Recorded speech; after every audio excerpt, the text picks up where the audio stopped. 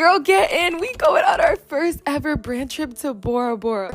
We're going on a trip. It's time to pack. And we're going to Dubai with Tarte. What? Come with me to a $78 million mansion influencer event. Hi girly pops, welcome back to the channel. I think most influencers can agree that one of the best parts about being an influencer is the brand trips, where brands will fly you out to anywhere in the world in order to promote their products.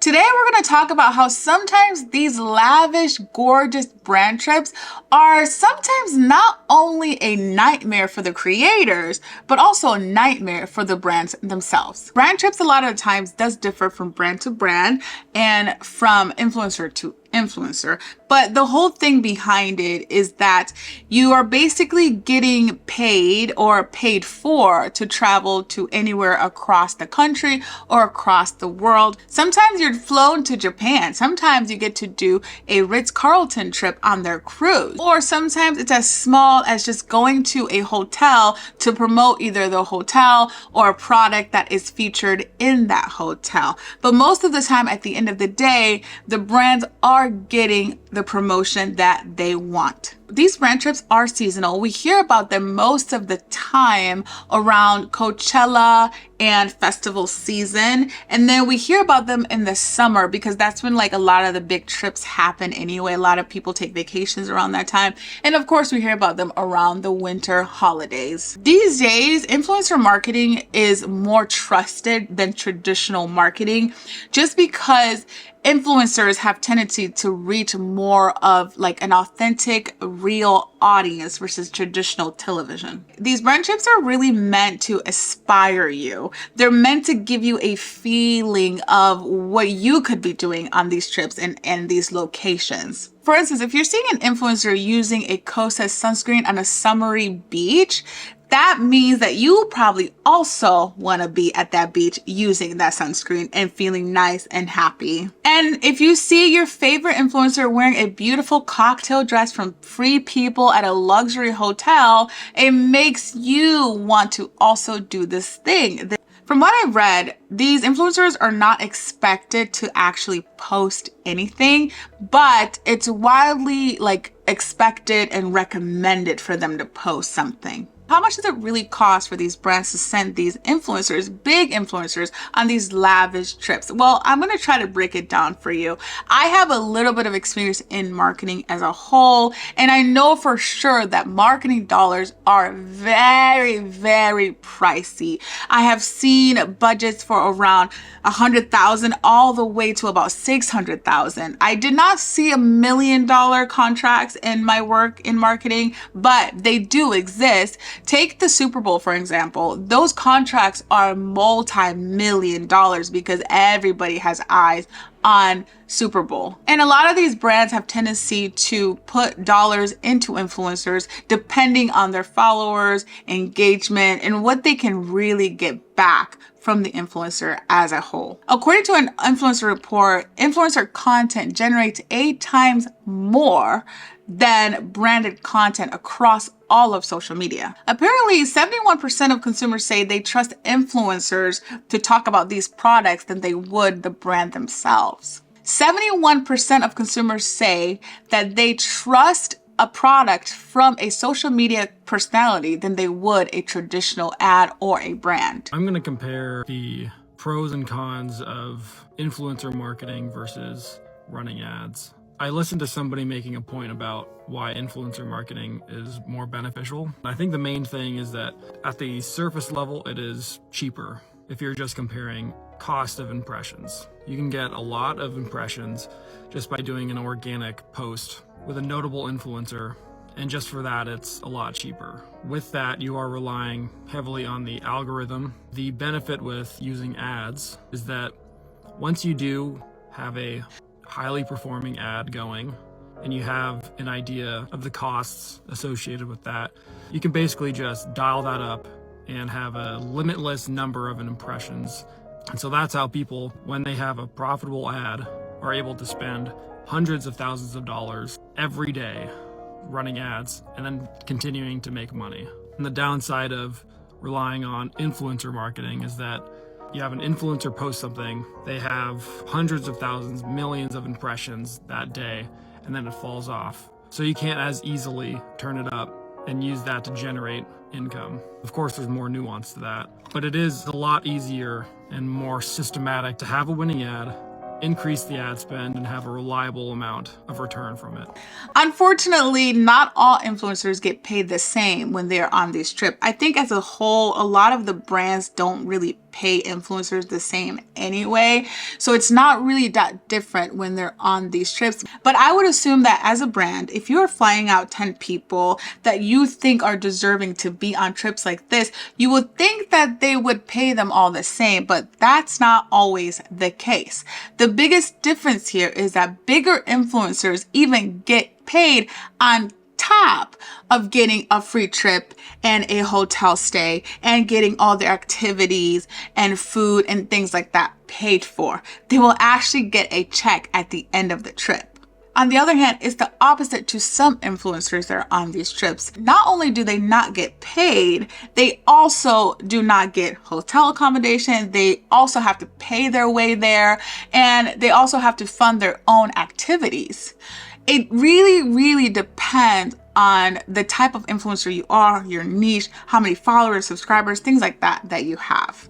Or maybe it doesn't even depend on that at all. Maybe it's just like a favoritism thing. I'm gonna stop you right here to make sure that you like, share, and subscribe to this channel. Some people have been very vocal about what they've experienced when it comes to brand trips, and here is one of them. The race is on Sunday the 7th. I was invited to come out from the 4th to the 6th. But initially in the email, it said something about being front row May 7th at the race. So once I realized my flights didn't align with the actual race, I asked them about it and they said, oh, don't worry, you'll still get to see like the practice races and stuff. But I have some friends that are going on the trip and I asked them when they were leaving and they all said they were leaving Monday and I was the only one leaving Saturday. I have worked too hard to get to where I am today. And I will be damned as a Black creator if I accept anything other than equal treatment on these trips. And there you have it. Not all influencers are treated the same on these trips at all. And it's sadly a lot of people of color influencers are the ones that are treated this way. And sometimes brands just literally will say no to people of colors when it comes to inviting them on these trips in general. It just is how it is. It's unfortunate, but it does happen. So you would think that people that go on these trips would just be having the most marvelous time. They'll just be like, oh my God, I'm out here. I'm having the most amazing time. Oh my God, I can't wait to be on this trip with this person.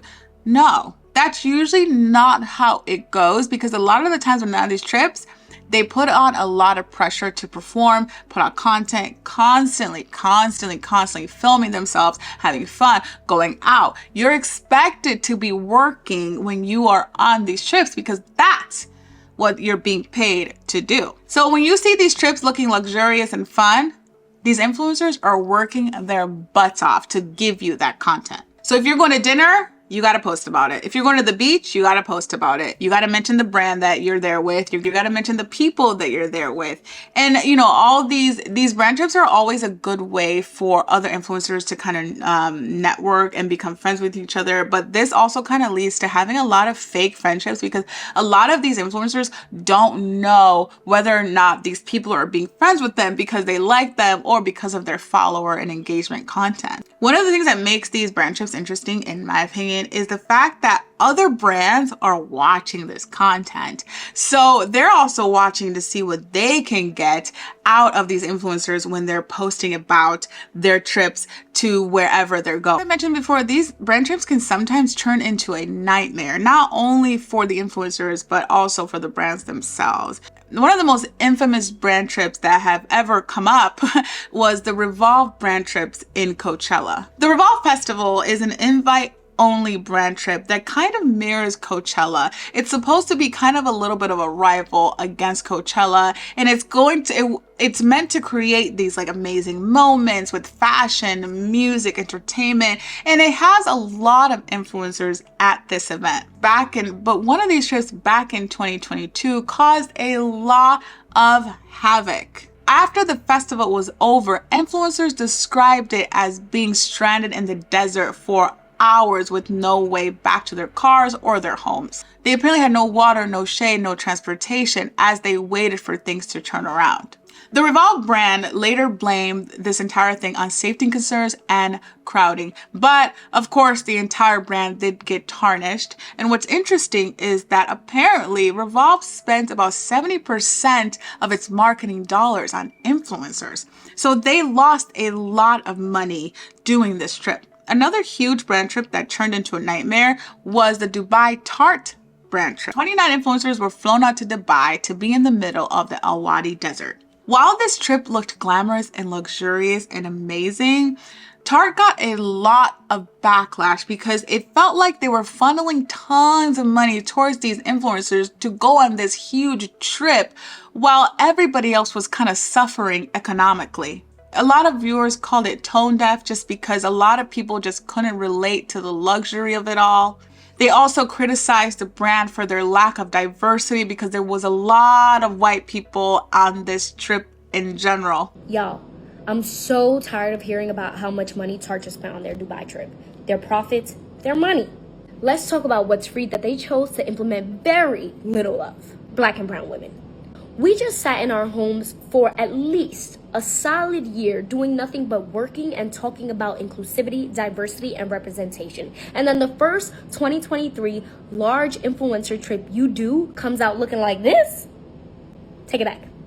Not to mention that this entire trip was to promote a new foundation that they're releasing. Everyone in the beauty world knows that black and brown women are very hard customers to attain and maintain because for some odd reason, y'all just keep missing the mark on not only marketing, but also actually matching our complexions properly. Now we're talking about a trip to promote foundations to the Middle East in collaboration with Sephora Middle East with little to no black or brown women in the Middle East? Nah. And let me be clear, having 1 to 2 black or brown women in a group of 10 to 15 to 20 people is not diversity. That's a token. And I'm going to keep saying this till I'm blue in the face, but beauty brands need to do better because it costs little to nothing to add more spices into your marketing recipe. A recent brand trip that also failed was the Static Nails brand trip, a trip that was supposed to be taking place in a $78 mansion. The number was so astronomical because a lot of people didn't actually believe that this trip was happening. According to the people that were there, this trip did happen and it was good. And as always, some people did not have a good time. And this lady sums it up perfectly about her experience. First red flag was they weren't trying to pay for flights. They weren't trying to pay for hotels, room and board, any type of compensation. They just wanted influencers to come to this event and they're literally reaching out to people that are out of state. Now, if you're reaching people that are in that specific state, which it's a very big state where this event is going to be, that's cool. They can drive there. You're literally reaching on different coast of America for influencers to come, fly down, pay for their own flight, pay for their own hotel, and you're not trying to compensate. That's insane. I'm really getting annoyed with brands and how certain brands are so unprofessional and trying to take advantage of certain status influencers. I'm not talking about the Monets. I'm not talking about the Alex Earls that has the millions of followers. I'm talking about influencers that are 100K to 500K. That range right there, I feel like brands be trying to play in our face. From the videos I've seen of this trip, I think people were genuinely interested in it because it was a $78 million mansion, but this is not giving to me. This brand trip does not look interesting to me at all. It's like empty. There's nobody there. Like, what? So I don't know what that trip was about, but it did not look that fun. And I feel bad that that lady had a terrible experience with this brand. Unfortunately, this lady is right. These people don't want to. Unfortunately, this lady is right. A lot of smaller creators do get taken advantage of because brands simply don't want to pay. They want your engagement, your views, your likes, your followers, but they don't really want to pay you what you're worth. And it does happen all across social media. So are these brand trips actually worth it? Are they worth the money that they're put into? From a brand's perspective, of course it is, because are these actually worth it? Yes, from a brand.